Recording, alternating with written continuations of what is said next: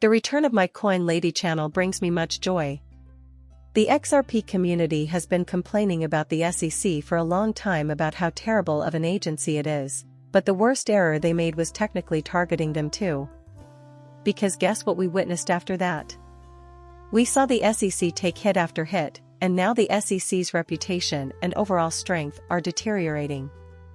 And I want to talk about how this will influence XRP and why it's about to suffer a huge collapse in this video. So, let's dive into the latest news surrounding the SEC. After a long string of lawsuits, the SEC is essentially facing accusations that it illegally approved a Nasdaq policy that mandates diversity initiatives based on company identities. This diversity requirement is absolutely insane. It takes into account factors like ethnicity, gender, sexual orientation, and gender identity, and requires those who don't fulfill the quota to explain in writing why they didn't. The article continues by saying a lot of things, and we have the Vex opinion that the SEC loses its credibility as an enforcement agency when it is severely and repeatedly shamed in federal court for breaking the law. We have been claiming that their reputation has been tarnished for the past 4 years, even though they have been targeting the crypto area. These days, the SEC doesn't get any respect.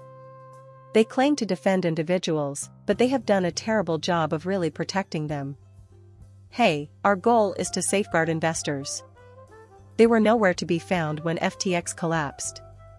They were the ones who formally greeted Sam Bankman-Fried at the SEC office and told him, "Hey, you're doing a great job. Keep going in the same direction." We have seen many businesses enter and exit this market throughout the years. First of all, I recently wrote an article just about libraries, didn't you? When I told them that the SEC had bankrupted Library.com, they still don't believe it. Keep in mind how absurd that is. While con artists like Sam Bankman-Fried were warmly welcomed, the SEC intimidated and bankrupted a corporation. In addition to the $15 billion lost due to the announcement of the lawsuit against Ripple with XRP, the damage done by the SEC will be indelible in my memory. I find it hard to believe that the SEC is still in operation today. As we can see from Mike Lee's comments, the SEC is just another untrustworthy independent commission. In fact, Elon Musk used it when he claimed the SEC is nothing more than a weaponized institution engaging in shady political dealings. It has finally dawned on everyone how criminal the SEC really is. People have been stating this for a long time. It is clear to you why the SEC should not be trusted. Now more than ever, the SEC and their tarnished reputation are in plain sight. Their whole foundation has collapsed. We have a lot on our plates, but I still want to lead you guys along this road. First and foremost, the House Financial Services Committee will have a new chair when French Hill of Arkansas retires from office. Patrick McHenry is now serving as the outgoing chair. Hill has stated that the future Congress will look into the debanking claims made by the cryptocurrency industry and is strongly in favor of the cryptocurrency. Congratulations to my longtime ally, French Hill, on being selected as the next chairman of the House Financial Services Committee. French has proven his capacity to lead this committee from his work spearheading the historic FIT 21 bill to his role in representing me when I needed to lead the committee Republicans. I'm actually looking forward to seeing what Patrick McHenry has in store for us here. Regarding digital assets specifically, we do have a statement available below. French Hill, a longtime friend of mine and the current vice chair of the House Financial Services Committee, has been elected to that position, and I would like to congratulate him on this milestone. From leading the committee Republicans on my behalf on several occasions to pushing the landmark FIT 21 legislation, Congressman Hill has demonstrated his ability to head this committee, and French's background in the business sector, the Treasury Department, and as vice chair has equipped him for this position. Joining French Hill, Republicans will continue the progress made this Congress and pass legislation to establish transparent regulations and strong consumer safeguards for the digital asset industry. In fact, I must admit that I am quite enthusiastic about this.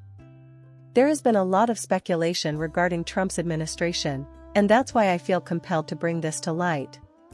Plus, at this point, everyone can see that significant efforts are being made to bring everything into harmony. with Paul Atkins leading the SEC and Hester Pierce and Mark Ueda on board, we can finally put an end to the crypto prohibition era and get back to the good old days of free market capitalism, innovation, and individual liberty. This occurred on December 4th, and starting on December 5th, it was also held here. David Sachs, I am really pleased for you with your appointment. With his extensive knowledge of the technology, we will advance President Trump's goals to promote innovation in crypto and AI, and we have David Sachs's response, Dream Team.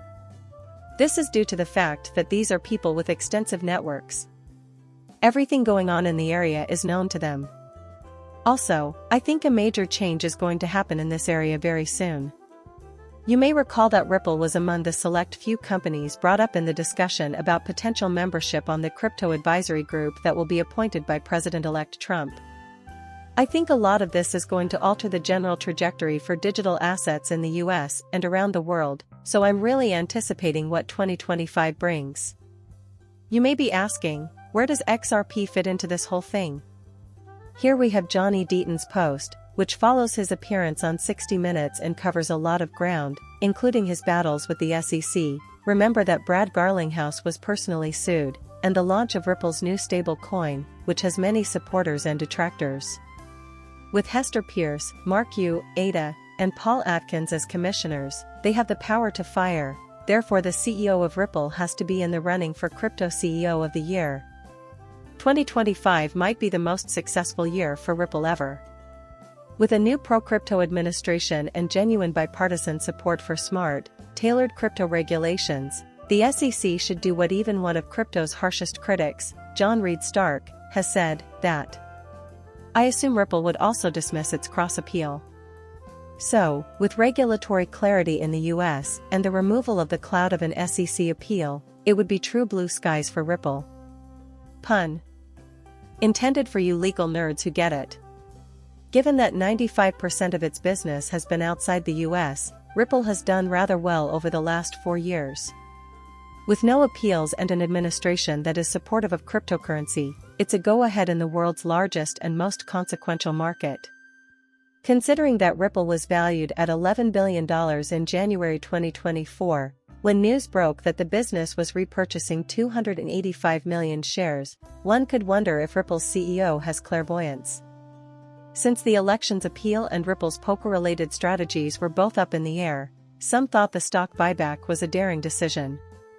I might witness a Ripple IPO by year's end if the appeal is dropped in the first quarter of 2025. Suffice it to say, I won't be playing poker against Brad Garlinghouse anytime soon.